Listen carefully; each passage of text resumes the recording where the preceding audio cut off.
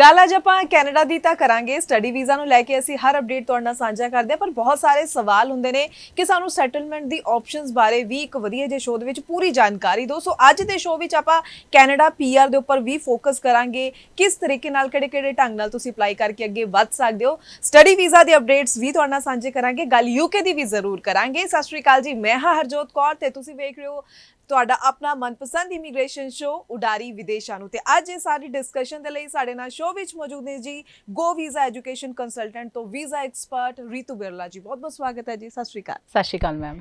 ਰੀਤੂ ਜੀ, ਸਭ ਤੋਂ ਪਹਿਲਾਂ ਆਪਾਂ ਕੈਨੇਡਾ ਸਟੱਡੀ ਵੀਜ਼ਾ ਦੀ ਬਾਅਦ ਚ ਗੱਲ ਕਰਾਂਗੇ। ਅੱਜ ਪਹਿਲਾਂ ਕਿਉਂਕਿ ਸਵਾਲ ਬਹੁਤ ਸਾਰੇ ਸਾਡੇ ਦਰਸ਼ਕਾਂ ਦੇ, ਈਵਨ ਸਟੂਡੈਂਟਸ ਦੇ ਵੀ ਸਵਾਲ ਕਿ ਕੈਨੇਡਾ ਪੀਆਰ ਦੇ ਲਈ ਕਿਹੜੀ ਆਪਸ਼ਨ ਹੈ ਜਿੱਥੇ ਜੈਨੂਇਨ ਵੇ ਦੇ ਨਾਲ ਅਪਲਾਈ ਕਰਕੇ ਕੈਨੇਡਾ ਵਿੱਚ ਸੈਟਲਮੈਂਟ ਦੇਖੀ ਜਾ ਸਕਦੀ ਹੈ। ਬਿਲਕੁਲ ਮੈਮ, ਤੁਸੀਂ ਰਾਈਟ ਕੁਐਸਚਨ ਪੁੱਟ ਕੀਤਾ ਹੈ। ਜੇ ਆਪਾਂ ਪੀਆਰ ਦੀ ਗੱਲ ਕਰਦੇ ਹਾਂ, ਕੈਨੇਡਾ ਪੀਆਰ ਦੀ ਗੱਲ ਕਰਦੇ ਹਾਂ, ਸਭ ਤੋਂ ਪਹਿਲਾਂ ਤਾਂ ਸਾਨੂੰ ਇਹ ਪਤਾ ਹੋਣਾ ਚਾਹੀਦਾ ਕਿ ਕਿਹੜੇ ਜਿਹੜੇ ਫੈਕਟਰਸ ਹੈ ਜਿਨ੍ਹਾਂ ਦੇ ਵਿੱਚ ਸਾਨੂੰ ਪੀਆਰ ਦੇ ਲਈ ਪੁਆਇੰਟਸ ਕਲੇਮ ਅਸੀਂ ਕਰ ਸਕਦੇ ਹਾਂ ਤੇ ਕਿਹੜੇ ਪ੍ਰੋਵਿੰਸ ਦੇ ਵਿੱਚ ਅਸੀਂ ਜਿਹੜੇ ਹੈਗੇ ਆ ਐਲੀਜੀਬਲ ਹੈਗੇ ਆ। ਇਹਦੇ ਵਿੱਚ ਬਹੁਤ ਹੀ ਵਾਸਟ ਜਿਹੜੀ ਹੈ ਪ੍ਰੋਡਕਟਸ ਹੈਗੇ ਆ, ਵਾਸਟ ਇਨਫੋਰਮੇਸ਼ਨ ਹੈ ਜੋ ਕਿ ਅਸੀਂ ਅੱਧੇ ਘੰਟੇ 'ਚ ਵੀ ਕੰਪਲੀਟ ਨਹੀਂ ਕਰ ਸਕਦੇ। ਇਹਦੇ ਲਈ 1-to-1 ਸੈਸ਼ਨ ਜਿਹੜਾ ਹੈ ਇੱਕ ਕੈਂਡੀਡੇਟ ਨੂੰ ਜ਼ਰੂਰ ਰਿਕਵਾਇਰਡ ਹੁੰਦਾ, ਬਿਕੋਜ਼ ਹਰ ਬੱਚੇ ਦੀ ਹਰ ਕੈਂਡੀਡੇਟ ਦੀ ਜਿਹੜੀ ਪ੍ਰੋਫਾਈਲ ਹੈ ਉਹ ਬਿਲਕੁਲ ਹੀ ਡਿਫਰੈਂਟ ਹੁੰਦੀ ਹੈ ਤੇ ਬਹੁਤ ਹੀ ਯੂਨੀਕ ਹੁੰਦੀ ਹੈ। ਹਰ ਬੰਦੇ ਦਾ ਐਕਸਪੀਰੀਅੰਸ ਡਿਫਰੈਂਟ ਹੁੰਦਾ, ਉਹਦੀ ਜੌਬ ਰਿਸਪੌਂਸਿਬਿਲਿਟੀਜ਼ ਡਿਫਰੈਂਟ ਹੁੰਦੀ ਹੈ। ਬਿਕੋਜ਼ ਕੈਨੇਡਾ ਦੇ ਵਿੱਚ ਜੇ ਤੁਸੀਂ ਸਟੱਡੀ ਕੁਝ ਕੀਤੀ ਹੈ ਤੇ ਕੰਮ ਕੁਝ ਹੋਰ ਕਰ ਰਹੇ ਹੋ ਤੇ ਤੁਹਾਡੀ ਜਿਹੜੀ ਨੋਕ ਹੈ, ਜਿਹੜਾ ਤੁਹਾਡਾ ਅੱਗੇ ਪ੍ਰੋਫੈਸ਼ਨ ਹੈ, ਉਹ ਤੁਹਾਡੇ ਐਕਸਪੀਰੀਅੰਸ, ਤੁਹਾਡੀ ਜੌਬ ਰਿਸਪੌਂਸਿਬਿਲਿਟੀ ਦੇ ਅਕੋਰਡਿੰਗ ਹੀ ਡਿਸਾਈਡ ਹੁੰਦਾ ਹੈ। ਤੇ ਇਹਦੇ ਵਿੱਚ ਕਾਫੀ ਪ੍ਰੋਵਿੰਸ ਨੇ ਜਿਨ੍ਹਾਂ ਦੀ ਪੀਆਰ ਜਿਹੜੀ ਹੈ ਓਪਨ ਹੋ ਚੁੱਕੀ ਹੈ ਤੇ ਆਲਰੇਡੀ ਚੱਲਦੀ ਪਈ ਹੈ ਤੇ ਹਰ ਪ੍ਰੋਫੈਸ਼ਨ ਦੀ ਅਲੱਗ ਡਿਮਾਂਡ ਹੈ ਕਿ ਕਿਹੜੇ ਪ੍ਰੋਫੈਸ਼ਨ ਦੇ ਵਿੱਚ ਕਿਹੜੇ ਪ੍ਰੋਵਿੰਸ ਦੇ ਵਿੱਚ ਡਿਮਾਂਡ ਜਿਹੜੀ ਹੈ ਚੱਲਦੀ ਪਈ ਹੈ। ਫਿਲਹਾਲ ਚਲੋ ਆਪਾਂ ਹੁਣ ਦੀ ਗੱਲ ਕਰੀਏ, ਕਿਸ ਤਰ੍ਹਾਂ ਦੀ ਫੀਲਡਸ ਦੇ ਵਿੱਚ ਜ਼ਿਆਦਾ ਡਿਮਾਂਡ ਹੈ, ਕਿਹੜੇ ਜਿੰਨੇ ਵੀ ਦਰਸ਼ਕ ਸਾਡੇ ਜੁੜੇ ਨੇ ਸਾਰੇ ਅਲੱਗ-ਅਲੱਗ ਫੀਲਡ ਤੋਂ ਜ਼ਰੂਰ ਨੇ, ਸੋ ਉਹ ਵੀ ਸਮਝ ਸਕਣ ਕਿ ਰਾਈਟ ਟਾਈਮ ਉਹਨਾਂ ਲਈ ਆ ਗਿਆ ਅਪਲਾਈ ਕਰਨ ਲਈ। ਬਿਲਕੁਲ ਮੈਮ, ਰਾਈਟ ਨਾਓ ਜਿਵੇਂ 2 ਸਾਲ ਤੋਂ ਪੀਆਰ ਦਾ ਜਿਹੜਾ ਡਰਾਅ ਸਿਸਟਮ ਸੀਗਾ ਉਹ ਬਹੁਤ ਹੀ ਸਲੋ ਚੱਲ ਰਿਹਾ ਸੀਗਾ। ਜਿਵੇਂ ਆਪਾਂ ਗੱਲ ਕਰੀਏ ਸਕਿਲਡ ਇੰਟਰਨੈਸ਼ਨਲ ਪ੍ਰੋਗਰਾਮ ਦੇ ਵਿੱਚ ਵੀ ਡਰਾਅ 2 ਸਾਲ ਤੱਕ ਨਹੀਂ ਨਿਕਲਿਆ। ਉਸ ਤੋਂ ਬਾਅਦ ਹੁਣ ਪੀਐਨਪੀ ਦੇ ਡਰਾਅ ਬਹੁਤ ਆ ਰਹੇ ਨੇ। ਸਾਡੇ ਕੋਲ BC PNP ਦੇ ਪ੍ਰੋਗਰਾਮ ਦੇ ਵਿੱਚ ਬਹੁਤ ਸਾਰੀ ਜਿਹੜੀ ਇੰਡੋਰਸ ਜੌਬ ਆਫਰ ਹੈ ਉਹ ਅਵੇਲੇਬਲ ਹੈ, ਜਿਹਦੇ ਵਿੱਚ ਤੁਸੀਂ ਆਪਣੇ ਪੁਆਇੰਟ ਐਡ ਕਰਕੇ ਜੇ ਤੁਹਾਡਾ ਜਿਹੜਾ ਸਕੋਰ ਹੈ 5 ਬੈਂਡ 5.5 ਬੈਂਡ ਤੋਂ ਉੱਪਰ ਨਹੀਂ ਜਾ ਰਿਹਾ, ਤੁਹਾਡਾ ਗੈਪ ਬਹੁਤ ਜ਼ਿਆਦਾ ਹੋ ਗਿਆ ਹੈ ਤੇ ਤੁਹਾਨੂੰ ਖੁਦ ਨੂੰ ਨਹੀਂ ਪਤਾ ਕਿ ਸਾਨੂੰ ਕੀ ਕਰਨਾ ਚਾਹੀਦਾ ਤੇ ਤੁਸੀਂ ਵੇਟ ਕਰ ਰਹੇ ਹੋ ਕਿ ਜੇ ਸਾਡਾ ਬੱਚਾ ਜਿਹੜਾ ਹੈ ਉਹ ਵੱਡਾ ਹੋਊਗਾ, ਉਹਦਾ ਸਟੱਡੀ ਵੀਜ਼ਾ ਹੋਊਗਾ ਤਾਂ ਅਸੀਂ ਕੈਨੇਡਾ ਜਾਵਾਂਗੇ, ਇਹ ਬਿਲਕੁਲ ਗਲਤ ਹੈ। ਤੁਸੀਂ ਹਲੇ ਵੀ ਆਪਣੀ ਜਿਹੜੀ ਪ੍ਰੋਫਾਈਲ ਹੈ ਉਹਨੂੰ ਅਸੈਸ ਕਰਾ ਕੇ ਕਿ ਕਿਹੜੇ ਪ੍ਰੋਵਿੰਸ ਦੇ ਵਿੱਚ ਤੁਹਾਡੇ ਪੁਆਇੰਟਸ ਬਣ ਸਕਦੇ ਹੋ। ਤੁਸੀਂ ਜੇ +2 ਪਾਸ ਵੀ ਹੋ ਤਾਂ ਵੀ ਤੁਸੀਂ ਆਪਣੀ ਫਾਈਲ ਜਿਹੜੀ ਹੈ ਪੀਆਰ ਦੇ ਲਈ ਲਾ ਸਕਦੇ ਹੋ, ਬਟ ਡਿਪੈਂਡ ਕਰਦਾ ਹੈ ਕਿ ਤੁਹਾਡੀ ਜਿਹੜੀ ਪ੍ਰੋਫਾਈਲ ਹੈ, ਤੁਹਾਡੀ ਜੌਬ ਰਿਸਪੌਂਸਿਬਿਲਿਟੀ ਹੈ ਉਹ ਕਿਹੜੇ ਨੋਕ ਦੇ ਵਿੱਚ ਫਾਲ ਕਰਦੀ ਹੈ ਤੇ ਨੋਕ ਕਿੱਥੇ ਡਿਮਾਂਡ ਦੇ ਵਿੱਚ ਹੈ। ਤੇ ਜੇ ਆਪਾਂ ਪਹਿਲਾਂ ਵੀ ਮੈਂ ਜਿਵੇਂ ਪਹਿਲਾਂ ਐਕਸਪਲੇਨ ਕੀਤਾ ਕਿ ਨੋਕ ਕਿੱਥੇ ਡਿਮਾਂਡ ਦੇ ਵਿੱਚ ਹੈ, ਜੇ ਤੁਸੀਂ ਇੰਜੀਨੀਅਰਿੰਗ ਫੀਲਡ ਤੋਂ, ਜੇ ਤੁਸੀਂ IT ਫੀਲਡ ਤੋਂ, ਤੁਹਾਡਾ ਜਿਹੜਾ ਨੋਕ ਹੈ ਐਲਬਰਟਾ ਦੇ ਵਿੱਚ ਬਹੁਤ ਜ਼ਿਆਦਾ ਡਿਮਾਂਡ ਦੇ ਵਿੱਚ ਹੈਗਾ। ਐਲਬਰਟਾ ਟੈਕ ਪਾਇਲਟ ਪ੍ਰੋਗਰਾਮ ਦੇ ਵਿੱਚ ਬਹੁਤ ਸਾਰੇ ਸੌਫਟਵੇਅਰ ਹਾਰਡਵੇਅਰ ਇੰਜੀਨੀਅਰਸ ਨੇ ਜਿਨ੍ਹਾਂ ਦੀ ਜਿਹੜੀ ਪ੍ਰੋਫਾਈਲ ਹੈ ਵਿਦਨ 1 ਮੰਥ ਪਿਕ ਹੋ ਰਹੀ ਹੈ। ਤੇ ਇਸ ਤੋਂ ਇਲਾਵਾ ਅਸੀਂ ਐਟਲਾਂਟਿਕ ਵੀ ਡੀਲ ਕਰ ਰਹੇ ਹਾਂ, ਇਸ ਤੋਂ ਇਲਾਵਾ ਅਸੀਂ ਮੈਨੀਟੋਬਾ ਵੀ ਡੀਲ ਕਰ ਰਹੇ ਹਾਂ, ਇਸ ਤੋਂ ਇਲਾਵਾ ਅਸੀਂ ਸਸਕੈਚੁਅਨ ਵੀ ਡੀਲ ਕਰ ਰਹੇ ਹਾਂ। ਠੀਕ ਹੈ, ਬਿਲਕੁਲ। ਤੇ ਦਰਸ਼ਕਾਂ ਨੂੰ ਜ਼ਰੂਰ ਕਹਿਣਾ ਚਾਹਾਂਗੇ, ਤੁਹਾਡੇ ਆਪਣੇ ਕੋਈ ਸਵਾਲ ਨੇ, ਲਗਾਤਾਰ ਨੰਬਰ ਵੀ ਡਿਸਪਲੇ ਹੋ ਰਿਹਾ ਜੀ, ਤੁਸੀਂ ਇਸ ਉੱਪਰ ਕਾਲ ਕਰੋ। ਗੋ ਵੀਜ਼ਾ ਐਜੂਕੇਸ਼ਨ ਕੰਸਲਟੈਂਟ ਦੀ ਟੀਮ ਦੇ ਨਾਲ ਟਾਈਮਲੀ ਕੰਸਲਟ ਕਰੋ, ਉਹਨਾਂ ਨਾਲ ਕੰਟੈਕਟ ਕਰਕੇ ਤੁਸੀਂ ਅੱਗੋਂ ਦਾ ਰਸਤਾ ਜਾਣ ਸਕਦੇ ਹੋ ਕਿ ਤੁਹਾਡੇ ਲਈ ਕਿਹੜਾ ਸਹੀ ਰਸਤਾ ਤੁਸੀਂ ਅੱਗੇ ਵਧਣਾ ਜਿਸ ਦੇ ਉੱਪਰ। ਅਗਰ ਤੁਸੀਂ ਇਹਨਾਂ ਦੇ ਆਫਿਸ ਵਿਜ਼ਿਟ ਕਰਨਾ ਚਾਹੋ ਤਾਂ ਸੈਕਟਰ 82 ਮੋਹਾਲੀ ਦੇ ਵਿੱਚ ਇਹਨਾਂ ਦਾ ਆਫਿਸ ਹੈ। ਸੋ ਆਪਣੇ ਡਾਕੂਮੈਂਟਸ ਲੈ ਕੇ ਆਓ। ਜਦੋਂ ਤੁਸੀਂ ਫੇਸ ਟੂ ਫੇਸ ਗੱਲ ਕਰਦੇ ਹੋ ਕਈ ਚੀਜ਼ਾਂ ਉਸ ਦੇ ਵਿੱਚ ਕਲੀਅਰ ਹੁੰਦੀਆਂ ਨੇ। ਸੋ ਮੈਕਸਿਮਮ ਏਜ ਆਪਾਂ ਕਿੰਨੀ ਮੰਨ ਸਕਦੇ ਹਾਂ ਜਿੱਥੇ ਕਿ ਈਜ਼ੀਲੀ ਸਮੂਥਲੀ ਪੀਆਰ ਦਾ ਪ੍ਰੋਸੈਸ ਸ਼ੁਰੂ ਕੀਤਾ ਜਾ ਸਕਦਾ ਹੈ? ਮੈਮ 40+, ਜੇ ਆਪਾਂ 45 ਦੇ ਬਿਲੋ ਹਾਂ ਅਸੀਂ ਪੀਆਰ ਦੇ ਵਿੱਚ ਫਾਈਲ ਲਾ ਸਕਦੇ ਹਾਂ। ਬੱਚਿਆਂ ਦੀ ਫਾਈਲ ਨਾਲ ਹੀ ਹੁੰਦੀ ਹੈ। ਇੱਕ ਬਹੁਤ ਹੀ ਚੰਗੀ ਐਕਸਪਲੇਨੇਸ਼ਨ ਹੈ ਜਿਹੜੀ ਮੈਂ ਤੁਹਾਨੂੰ ਦੇਣਾ ਚਾਹੁੰਦੀ ਹਾਂ, ਬਿਕੋਜ਼ ਜਿਵੇਂ ਹੁੰਦਾ ਕੀ ਹੈ, ਬੱਚੇ ਦਾ ਰਿਫਿਊਜ਼ਲ ਆ ਗਿਆ ਇੱਕ ਕੈਂਡੀਡੇਟ ਦਾ। ਰਿਫਿਊਜ਼ਲ ਆਉਣ ਤੋਂ ਬਾਅਦ ਉਹਨੂੰ ਪਤਾ ਹੈ ਕਿ ਮੇਰਾ 2 ਸਾਲ ਦਾ ਗੈਪ ਬਣ ਰਿਹਾ ਜਾਂ ਮੈਂ ਆਪਣਾ ਐਕਸਪੀਰੀਅੰਸ ਸ਼ੋ ਕੀਤਾ ਹੈ but I am not getting my visa. ਤੇ ਤੁਸੀਂ ਆਪਣੀ ਟਿਊਸ਼ਨ ਫੀਸ ਜਿਹੜੀ ਹੈ, ਇੱਕ ਆਪਾਂ ਓਵਰਆਲ ਬਜਟ ਦੀ ਗੱਲ ਕਰਦੇ ਹਾਂ, ਤੁਸੀਂ ਸਟੂਡੈਂਟ ਵੀਜ਼ਾ ਦੀ ਫਾਈਲ ਲਾ ਰਹੇ ਹੋ, ਤੁਸੀਂ ਇੱਕ ਸਾਲ ਦੇ ਵਿੱਚ 18 ਲੱਖ ਦਾ ਐਕਸਪੈਂਸ ਕਰ ਰਹੇ ਹੋ ਤੇ ਦੂਜੇ ਸਾਲ ਫਿਰ 18 ਲੱਖ ਦਾ ਐਕਸਪੈਂਸ ਕਰ ਰਹੇ ਹੋ, including your tuition fees, including your GIC, ਤੇ 36 ਲੱਖ ਲਾ ਕੇ ਵੀ ਤੁਹਾਨੂੰ ਇਹ ਟੈਨਸ਼ਨ ਹੈ ਕਿ ਹੁਣ ਮੈਨੂੰ ਓਪਨ ਵਰਕ ਪਰਮਿਟ ਮਿਲੂਗਾ ਤੇ ਉਸ ਤੋਂ ਬਾਅਦ ਮੈਂ PR ਅਪਲਾਈ ਕਰਾਂਗਾ। ਤੇ PR ਪ੍ਰੋਗਰਾਮ ਦੇ ਵਿੱਚ it's a very fast track program, ਜਿਹਦੇ ਵਿੱਚ ਡਾਇਰੈਕਟਲੀ ਤੁਸੀਂ ਇੱਥੋਂ ਹੀ PR ਲੈ ਕੇ ਜਾ ਸਕਦੇ ਹੋ, ਤੇ ਇਨਵੈਸਟਮੈਂਟ ਵੀ ਇਸ ਤੋਂ ਅੱਧੀ ਇਨਵੈਸਟਮੈਂਟ ਜਿਹੜੀ ਹੈ ਰਿਕਵਾਇਰਡ ਹੈ ਤੁਹਾਡੇ PR ਪ੍ਰੋਗਰਾਮ ਦੇ ਵਿੱਚ, ਤੇ ਤੁਸੀਂ ਬਿਲਕੁਲ ਸੈਟਲ ਹੋ ਕੇ ਇੱਥੋਂ ਜਾ ਸਕਦੇ ਹੋ। ਤੇ ਇਹ ਸਾਰਿਆਂ ਨੂੰ ਇੱਕ ਮੈਸੇਜ ਹੈ ਜਿਨ੍ਹਾਂ ਦੀ ਰਿਫਿਊਜ਼ਲ ਆ ਚੁੱਕੀ ਹੈ, ਜਿਨ੍ਹਾਂ ਦਾ ਬੈਂਡ ਸਕੋਰ ਨਹੀਂ ਇੰਪਰੂਵ ਹੋ ਰਿਹਾ, ਉਹਨਾਂ ਨੂੰ ਇੱਕ ਵਾਰੀ ਕੰਸਲਟੇਸ਼ਨ ਜ਼ਰੂਰ ਲੈਣਾ ਚਾਹੀਦਾ ਹੈ ਕਿ ਕਿਹੜੇ ਪ੍ਰੋਵਿੰਸ ਦੇ ਵਿੱਚ ਅਸੀਂ ਫਾਈਲ ਜਿਹੜੀ ਹੈ ਆਪਣੀ ਲਾ ਸਕਦੇ ਹਾਂ। ਜੀ ਬਿਲਕੁਲ, ਚਲੋ ਆਈ ਹੋਪ ਕਿ ਤੁਹਾਨੂੰ ਕਈ ਚੀਜ਼ਾਂ ਕਲੀਅਰ ਹੈ। ਦੇਖੋ ਇਹ ਆਪਣੇ ਆਪ ਵਿੱਚ ਕਿੰਨਾ ਵੱਡਾ ਟੌਪਿਕ ਹੈ ਜਿਸ ਨੂੰ ਕਿ ਥੋੜੇ ਸਮੇਂ ਦੇ ਵਿੱਚ ਆਪਾਂ ਨਹੀਂ ਪੂਰਾ ਤੁਹਾਨੂੰ ਦੱਸ ਸਕਦੇ, ਪਰ ਫਿਰ ਵੀ ਤੁਸੀਂ ਆਪਣੀ ਪ੍ਰੋਫਾਈਲ ਨੂੰ ਲੈ ਕੇ ਡਿਸਕਸ ਕਰ ਸਕਦੇ ਹੋ ਜ਼ਰੂਰ ਇਸ ਨੰਬਰ ਤੇ ਕਾਲ ਕਰਕੇ ਜਾਂ ਫਿਰ ਗੋ ਵੀਜ਼ਾ ਐਜੂਕੇਸ਼ਨ ਦੇ ਆਫਿਸ ਵਿਜ਼ਿਟ ਕਰਕੇ। ਸੋ ਚਲੋ ਅੱਗੋਂ ਆਪਾਂ ਸਟੱਡੀ ਵੀਜ਼ਾ ਦੀ ਵੀ ਗੱਲ ਕਰ ਲਈਏ। ਮੈਂ ਇੱਥੇ ਜੋ ਕੈਨੇਡਾ ਦੇ ਵਿੱਚ ਸਟ੍ਰਾਈਕ ਚੱਲ ਰਹੀ ਸੀ ਉਸ ਦਾ ਅਪਡੇਟ ਵੀ ਤੁਹਾਡੇ ਤੋਂ ਜ਼ਰੂਰ ਚਾਹਾਂਗੀ ਕਿ ਹੁਣ ਕੀ ਮੌਕੇ ਦੀ ਸਥਿਤੀ ਚੱਲ ਰਹੀ ਹੈ, ਸਟੱਡੀ ਵੀਜ਼ਾ ਦੇ ਰਿਜ਼ਲਟਸ ਉਸ ਦੇ ਨਾਲ ਕਿਤੇ ਅਫੈਕਟ ਤਾਂ ਨਹੀਂ ਹੋ ਰਹੇ, ਡਿਲੇਜ਼ ਤਾਂ ਨਹੀਂ ਦੇਖਣ ਨੂੰ ਮਿਲ ਰਹੇ ਉਸ ਕਰਕੇ? ਵੈਸੇ ma'am we are regularly getting visas for our applicants.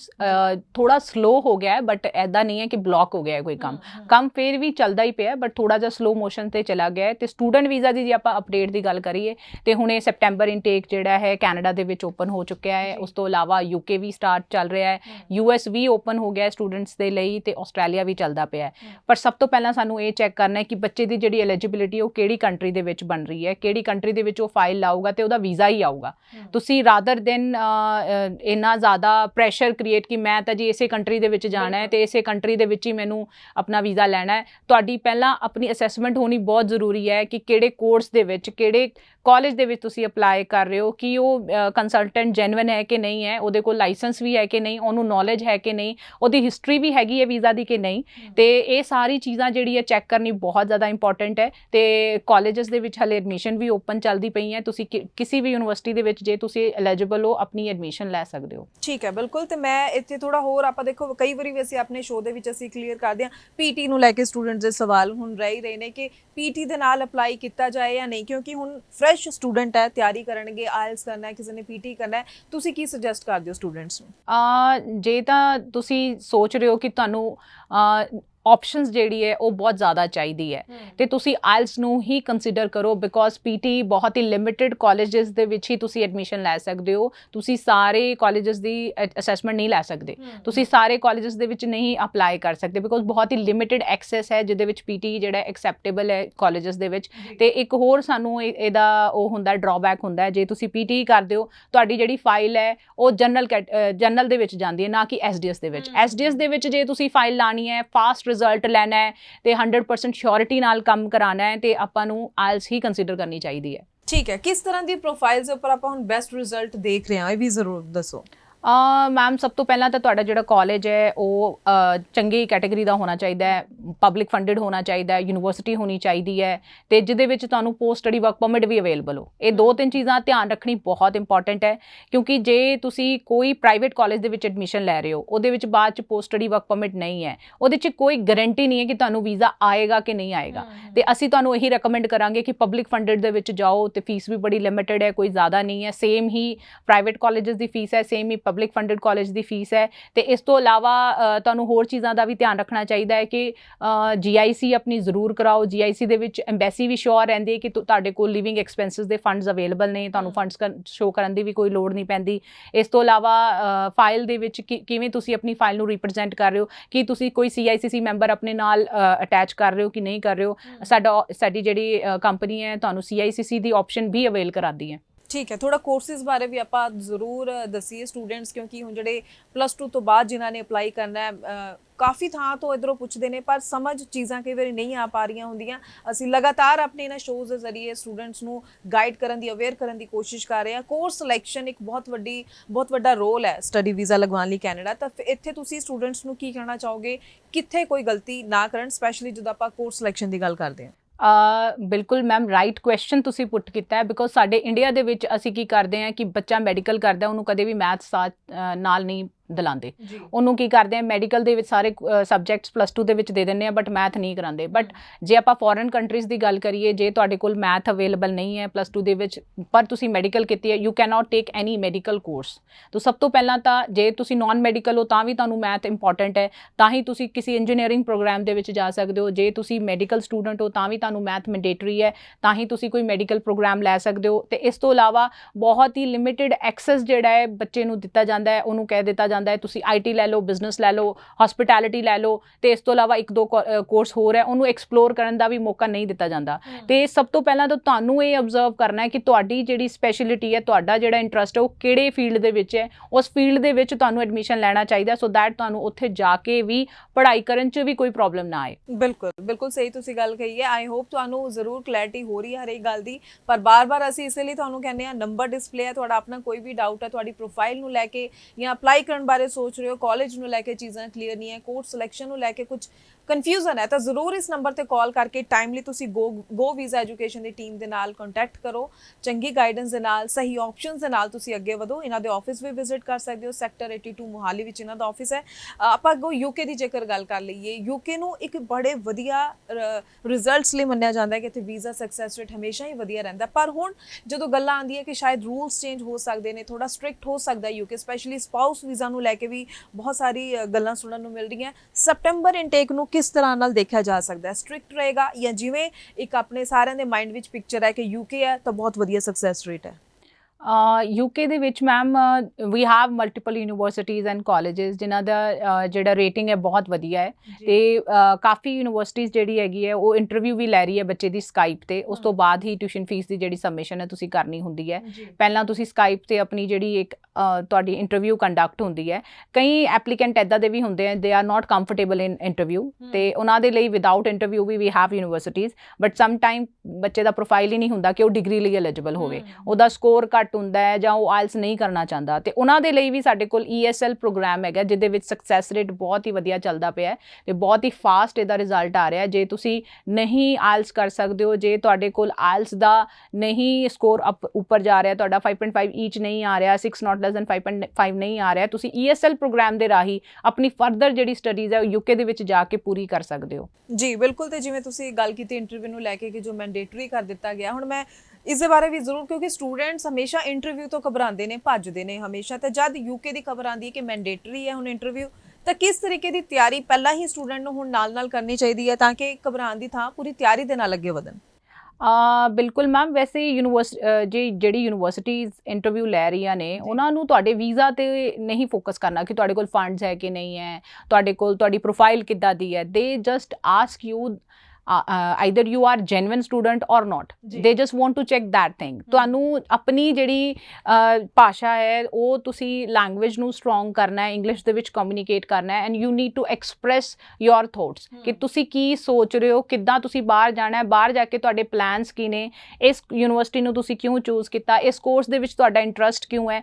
ਇਹਦੀ ਸਾਰੀ ਜਿਹੜੀ ਟ੍ਰੇਨਿੰਗ ਹੈ ਉਹ ਸਾਡੀ ਟੀਮ ਵੀ ਪ੍ਰੋਵਾਈਡ ਕਰਦੀ ਹੈ ਕਿ ਇੱਕ ਨਾਰਮਲ ਕੈਂਡੀਡੇਟ ਨੂੰ ਇਹ ਨਹੀਂ ਪਤਾ ਹੁੰਦਾ how to handle an interview, ਉਹਨੂੰ ਕਿੱਦਾਂ ਇੰਟਰਵਿਊ ਦੇ ਵਿੱਚ ਪ੍ਰੈਜ਼ੈਂਟ ਹੋਣਾ ਹੈ ਤੇ ਕਿਵੇਂ ਕਿਹੜੇ ਕੁਐਸਚਨਸ ਦੇ ਵਿੱਚ ਕਿਹੜੇ ਆਨਸਰਸ ਕਰਨੇ ਹੈ, ਤੇ ਉਹ ਸਾਡੀ ਜਿਹੜੀ ਟੀਮ ਹੈ, ਬੈਕਐਂਡ ਟੀਮ ਹੈ, ਉਹ ਪ੍ਰੋਪਰ ਜਿਹੜਾ ਹੈ ਇੱਕ ਸਪੋਰਟ ਪ੍ਰੋਵਾਈਡ ਕਰਦੀ ਹੈ ਕੈਂਡੀਡੇਟਸ ਨੂੰ। ਜੀ ਬਿਲਕੁਲ। ਸੋ ਗੋ ਵੀਜ਼ਾ ਐਜੂਕੇਸ਼ਨ ਵੱਲੋਂ ਸਟੂਡੈਂਟਸ ਨੂੰ ਪ੍ਰੋਸੈਸ ਤਾਂ ਸਮਝਾਇਆ ਜਾਂਦਾ, ਰਾਈਟ ਆਪਸ਼ਨਸ ਵੀ ਦੱਸੀਆਂ ਜਾਂਦੀਆਂ, ਪਰ ਤੁਹਾਡੀ ਤਿਆਰੀ ਵਿੱਚ ਵੀ ਤੁਹਾਡੀ ਪੂਰੀ ਹੈਲਪ, ਤੁਹਾਡੀ ਮਦਦ ਕੀਤੀ ਜਾਂਦੀ ਹੈ ਕਿ ਤੁਸੀਂ ਅਗਰ ਇੰਟਰਵਿਊਜ਼ ਦੀ ਵੀ ਗੱਲ ਹੈ, ਕਿਵੇਂ ਤੁਸੀਂ ਤਿਆਰ ਹੋ ਕੇ ਅੱਗੇ ਵਧਣਾ ਹੈ, ਕਿਹੜੀ ਗੱਲਾਂ ਦਾ ਧਿਆਨ ਰੱਖਣਾ ਹੈ। ਸੋ ਤੁਸੀਂ ਓਵਰਆਲ ਆਪਣੇ ਫਿਊਚਰ ਨੂੰ ਬ੍ਰਾਈਟ ਕਰਨ ਲਈ ਇੱਕ ਵਧੀਆ ਹੈਲਪ, ਵਧੀਆ ਗਾਈਡੈਂਸ ਚਾਹੁੰਦੇ ਹੋ ਤਾਂ ਜ਼ਰੂਰ ਗੋ ਵੀਜ਼ਾ ਐਜੂਕੇਸ਼ਨ ਕੰਸਲਟੈਂਟ ਕੋਲ ਪਹੁੰਚੋ ਅਤੇ ਟਾਈਮਲੀ ਅਸੈਸਮੈਂਟ ਕਰਵਾ ਕੇ ਸਹੀ ਆਪਸ਼ਨ ਸੇ, ਮੈਂ ਹਮੇਸ਼ਾ ਇਸ ਲਈ ਕਹਿੰਦੀ ਹਾਂ ਸਹੀ ਆਪਸ਼ਨ ਸੇ, ਕਈ ਵਾਰੀ ਸਟੂਡੈਂਟਸ ਆਪਸ਼ਨਸ ਕੁਝ ਗਲਤ ਚੂਜ਼ ਕਰ ਲੈਂਦੇ ਨੇ ਜਿਸ ਕਰਕੇ ਰਿਫਿਊਜ਼ਲਸ ਵੀ ਤੁਹਾਨੂੰ ਫੇਸ ਕਰਨੀਆਂ ਪੈਂਦੀਆਂ। ਸੋ ਤੁਹਾਡੀ ਉਹ ਗਲਤੀ ਨਾ ਹੋਵੇ, ਇਸ ਲਈ ਇਸ ਸ਼ੋਅ ਦੇ ਜ਼ਰੀਏ ਸਹੀ ਜਾਣਕਾਰੀ ਤੁਹਾਡੇ ਤੱਕ ਪਹੁੰਚਾਉਣ ਦੀ ਹਮੇਸ਼ਾ ਕੋਸ਼ਿਸ਼ ਅਸੀਂ ਕਰਦੇ ਹਾਂ। ਸੋ ਇੱਥੇ UK ਦੀ ਹੀ ਜਦ ਆਪਾਂ ਗੱਲ ਕਰੀਏ ਤਾਂ ਕੀ ਕਹਿਣਾ ਚਾਹੋਗੇ, ਕਿਉਂਕਿ ਗੈਪ ਨੂੰ ਜਦੋਂ ਆਪਾਂ ਦੇਖਦੇ ਹਾਂ ਸਟੂਡੈਂਟਸ ਕਨਫਿਊਜ਼ ਹੁੰਦੇ ਨੇ, ਜੇ ਸਾਡਾ ਗੈਪ ਹੈ ਤਾਂ ਅਸੀਂ ਕਿਹੜੀ ਕੰਟਰੀ ਚੂਜ਼ ਕਰੀਏ? ਗੈਪ ਮੈਮ ਆਲਵੇਜ਼ ਜਸਟੀਫਿਕੇਸ਼ਨ ਹੁੰਦੀ ਹੈ ਕਿ ਗੈਪ ਕਿਸ ਵਜ੍ਹਾ ਕਰਕੇ ਜਿਹੜਾ ਹੈ ਕੈਂਡੀਡੇਟ ਦੀ ਪ੍ਰੋਫਾਈਲ ਦੇ ਵਿੱਚ ਪਿਆ।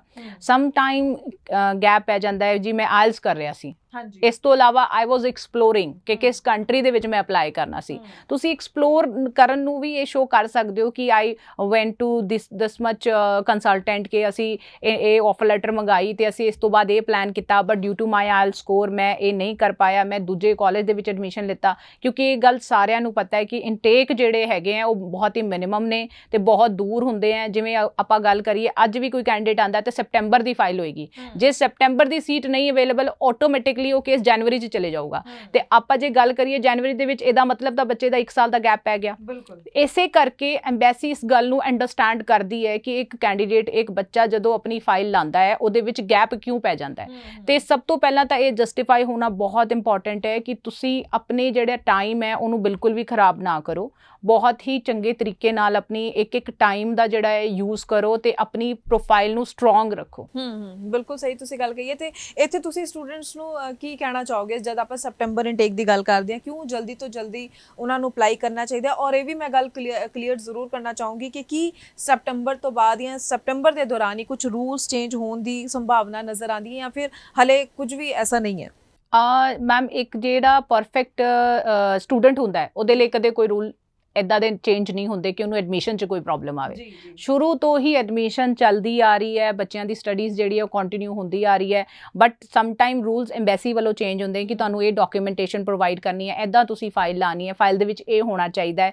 ਤੇ ਇੱਦਾਂ ਦਾ ਹਲੇ ਕੋਈ ਅਪਡੇਟ ਨਹੀਂ ਹੈ ਕਿ ਕੋਈ ਫਾਈਲ ਨੂੰ ਲੈ ਕੇ ਕੋਈ ਨਵਾਂ ਅਪਡੇਟ ਆ ਰਿਹਾ ਹੋਵੇ ਕਿ ਤੁਸੀਂ ਫਾਈਲ ਇੱਦਾਂ ਨਹੀਂ ਲਾਣੀ। ਤੇ ਇਹ ਇੱਕ ਕੰਸਲਟੈਂਟ ਦੀ ਚੋਣ ਕਰਨਾ ਵੀ ਬਹੁਤ ਵੱਡੀ ਗੱਲ ਹੈ ਕਿ ਜਿਹੜਾ ਤੁਸੀਂ ਕੰਸਲਟੈਂਟ ਆਪਣੀ ਫਾਈਲ ਤੇ ਅਪਾਇੰਟ ਕਰ ਰਹੇ ਹੋ ਉਹਨੂੰ ਕਿੰਨੀ ਨੌਲੇਜ ਹੈ ਤੇ ਉਹ ਕਿੰਨਾ ਕੁ ਉਹਦੇ ਰਿਜ਼ਲਟ ਆ ਰਹੇ ਨੇ, ਕਿੱਦਾਂ ਦਾ ਉਹ ਕੰਮ ਕਰ ਰਿਹਾ ਹੈ, ਕਿੱਦਾਂ ਦੀ ਉਹ ਕੰਸਲਟੇਸ਼ਨ ਤੁਹਾਨੂੰ ਪ੍ਰੋਵਾਈਡ ਕਰ ਰਿਹਾ ਹੈ। ਜਿਵੇਂ ਇੱਕ ਕੈਂਡੀਡੇਟ ਨੂੰ ਇੱਦਾਂ ਕਹਿ ਦਿੱਤਾ ਜਾਂਦਾ ਹੈ ਕਿ ਤੁਹਾਡਾ 100% ਕੰਮ ਹੋ ਜਾਊਗਾ, ਅਸੀਂ ਤੁਹਾਡਾ ਕੰਮ ਕਰਾ ਦਾਂਗੇ, ਤੁਸੀਂ ਛੱਡੋ ਕਾਲਜ ਨੂੰ, ਤੁਸੀਂ ਛੱਡੋ ਕੋਰਸ ਨੂੰ, ਤੁਹਾਡਾ ਕੰਮ ਹੋ ਜਾਏਗਾ। ਇਹ ਬਹੁਤ ਹੀ ਗਲਤ ਗੱਲ ਹੈ, ਬਿਕੋਜ਼ ਸਾਨੂੰ ਇਹ ਗੱਲ ਦਾ ਪਤਾ ਹੋਣਾ ਬਹੁਤ ਇੰਪੋਰਟੈਂਟ ਹੈ ਕਿ ਕਿਹੜੇ ਕੋਰਸ ਦੇ ਵਿੱਚ ਅਸੀਂ ਜਾ ਰਹੇ ਹਾਂ, ਕਿਹੜੇ ਕਾਲਜ ਦੇ ਵਿੱਚ ਅਸੀਂ ਜਾ ਰਹੇ ਹਾਂ, ਕਿ ਉਸ ਕਾਲਜ ਦੇ ਵਿੱਚ ਸਾਨੂੰ ਬਾਅਦ 'ਚ ਸਟੱਡੀ ਵੀਜ਼ਾ ਤੋਂ ਬਾਅਦ ਵਰਕ ਪਰਮਿਟ ਮਿਲਣਾ ਹੈ ਕਿ ਨਹੀਂ, ਉਸ ਕੋਰਸ ਦੇ ਵਿੱਚ PR ਅਵੇਲੇਬਲ ਹੈ ਕਿ ਨਹੀਂ। ਇਹ ਸਾਰੀ ਚੀਜ਼ਾਂ ਦਾ ਧਿਆਨ ਰੱਖਣਾ ਇੱਕ ਸਟੂਡੈਂਟ ਦੀ ਜ਼ਿੰਮੇਵਾਰੀ ਹੈ, ਨਾ ਕਿ ਇੱਕ ਕੰਸਲਟੈਂਟ ਦੇ ਭਰੋਸੇ ਜਾਂ ਕਿਸੇ ਏਜੰਟ ਦੇ। ਜਿਵੇਂ ਅਸੀਂ ਗੱਲ ਕਰੀਏ, ਏਜੰਟਸ ਦੇ ਕੋਲ ਬੱਚੇ ਚਲੇ ਜਾਂਦੇ ਆ, ਉਹਨਾਂ ਦੇ ਟਾਈ-ਅਪ ਵੀ ਡਾਇਰੈਕਟ ਨਹੀਂ ਹੁੰਦੇ, ਉਹਨਾਂ ਨੂੰ ਇਹ ਵੀ ਨਹੀਂ ਪਤਾ ਹੁੰਦਾ ਕਿ ਬੱਚੇ ਦਾ ਫਾਈਲ ਕਿੱਥੋਂ ਲਾਣੀ ਹੈ। ਸਭ ਤੋਂ ਜ਼ਿਆਦਾ ਜਿਹੜੇ ਬੱਚੇ ਟਾਈਮ ਵੇਸਟ ਉੱਥੇ ਹੀ ਕਰਦੇ ਆ,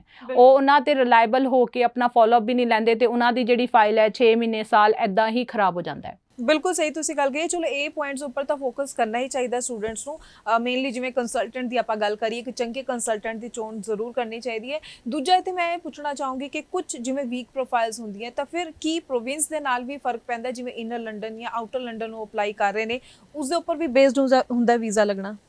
ਬਿਲਕੁਲ ਮੈਮ, ਜੇ ਆਪਾਂ ਗੱਲ ਕਰੀਏ ਕਿਸੇ ਬੱਚੇ ਦਾ ਸਕੋਰ ਘੱਟ ਹੈ, ਬਹੁਤ ਲਿਮਿਟਡ ਯੂਨੀਵਰਸਿਟੀਜ਼ ਹੈਗੀਆਂ ਜਿਹੜੀ ਬੱਚੇ ਨੂੰ 5.5 ਈਚ ਤੇ ਐਕਸੈਪਟ ਕਰ ਰਹੀਆਂ। ਰਾਦਰ ਦੈਨ ਪਹਿਲਾਂ ਹੁੰਦਾ ਸੀਗਾ ਬੜੇ ਆਰਾਮ ਨਾਲ ਬੱਚੇ ਨੂੰ ਜਿਹੜਾ ਐਡਮਿਸ਼ਨ ਹੈ ਹੋ ਜਾਂਦਾ ਸੀਗਾ, ਬਟ ਹੁਣ ਕਾਲਜਸ ਵੀ ਹੈਗੇ ਆ, ਯੂਨੀਵਰਸਿਟੀਜ਼ ਵੀ ਹੈਗੀ ਆ, ਬਟ ਹਾਈਲੀ ਯੂਨੀਵਰਸਿਟੀਜ਼ ਦੇ ਵਿੱਚ ਐਡਮਿਸ਼ਨ ਲੈਣਾ, ਇਹ ਸਾਰਿਆਂ ਨੂੰ ਐਡਮਿਸ਼ਨ ਨਹੀਂ ਮਿਲ ਪਾਉਂਦਾ। ਵੀਕ ਪ੍ਰੋਫਾਈਲ ਦੇ ਲਈ ਕੁਝ ਅੱਡ ਕਾਲਜ ਨੇ ਜਿਹਦੇ ਵਿੱਚ ਤੁਹਾਨੂੰ ਮੇ ਵੀ ਪਹਿਲਾਂ ਜਾ ਕੇ ਪ੍ਰੀਪੈਰੇਟਰੀ ਜਿਹੜੇ ਕੋਰਸ ਹੈ ਜਾਂ ਸਰਟੀਫਿਕੇਟ ਪ੍ਰੋਗਰਾਮਸ ਹੈ ਉਹ ਕਰਨੇ ਪੈਂਦੇ, ਉਸ ਤੋਂ ਬਾਅਦ ਤੁਹਾਡੀ ਜਿਹੜੀ ਡਿਗਰੀ ਹੈ, ਡਿਪਲੋਮਾ ਹੈ, ਉਹ ਸਟਾਰਟ ਹੁੰਦਾ ਹੈ। ਬਟ ਮੋਸਟਲੀ ਅਸੀਂ ਪ੍ਰੈਫਰ ਕਰਦੇ ਹਾਂ ਜੇ ਤੁਸੀਂ UK ਜਾ ਰਹੇ ਹੋ ਡਿਗਰੀ ਪ੍ਰੋਗਰਾਮ ਦੇ ਰਾਹੀਂ ਜਾਓ, ਨਹੀਂ ਤਾਂ ESL ਲੀਡਿੰਗ ਟੂ ਤੁਸੀਂ ਡਿਗਰੀ ਲੈ ਸਕਦੇ ਹੋ ਜੇ ਤੁਹਾਨੂੰ IELTS ਦੇ ਵਿੱਚ ਕੋਈ ਦਿੱਕਤ ਆ ਰਹੀ ਹੈ।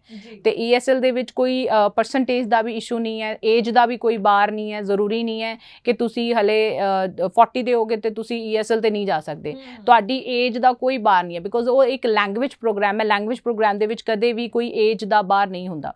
ਬਿਲਕੁਲ, ਜਿਵੇਂ ਤੁਸੀਂ ESL ਦੀ ਗੱਲ ਕਰ ਰਹੇ ਹੋ ਤਾਂ ਮਤਲਬ ਕਿਸੇ ਵੀ ਸਟਰੀਮ, ਕਿਸੇ ਵੀ ਕੋਰਸ ਵਿੱਚ ਐਡਮਿਸ਼ਨ ਲੈਣੀ ਹੈ ਤਾਂ ਉਹ ਇਹ ਕੋਰਸ ਲਗਾ ਕੇ ਅਪਲਾਈ ਕਰ ਸਕਦੇ ਆ? ਬਿਲਕੁਲ ਮੈਮ, ਪਹਿਲਾਂ ESL ਪ੍ਰੋਗਰਾਮ ਯਾਨੀ ਕਿ English as a second language, ਪਹਿਲਾਂ ਤੁਸੀਂ ਉਹਦੇ 'ਚ ਐਡਮਿਸ਼ਨ ਲੈ ਕੇ ਉਸ ਤੋਂ ਬਾਅਦ ਤੁਸੀਂ ਆਪਣੀ ਡਿਗਰੀ ਜਿਹੜੀ ਤੁਹਾਡੀ ਫਰਦਰ ਸਟੱਡੀਜ਼ ਹੈ ਉਹ ਕੰਟੀਨਿਊ ਉੱਥੇ ਹੀ ਕਰ ਸਕਦੇ ਹੋ। ਤੁਹਾਨੂੰ ਇੰਡੀਆ ਆਉਣ ਦੀ ਲੋੜ ਨਹੀਂ ਹੈ, ਉੱਥੋਂ ਹੀ ਤੁਸੀਂ ਐਡਮਿਸ਼ਨ ਲੈ ਕੇ ਫਰਦਰ ਆਪਣਾ ਜਿਹੜਾ ਵੀਜ਼ਾ ਹੈ ਉਹ ਐਕਸਟੈਂਡ ਕਰਾ ਸਕਦੇ ਹੋ। ਚਲੋ ਠੀਕ ਹੈ, ਆਪਾਂ ਇਹ ਬੇਸਿਕ ਚੀਜ਼ਾਂ ਸਾਰੀਆਂ ਕਲੀਅਰ ਕੀਤੀਆਂ। ਉਸ ਤੋਂ ਵੀ ਜ਼ਿਆਦਾ ਇੱਕ ਹੋਰ ਇੰਪੋਰਟੈਂਟ ਚੀਜ਼ ਆਉਂਦੀ ਹੈ ਫੰਡਸ।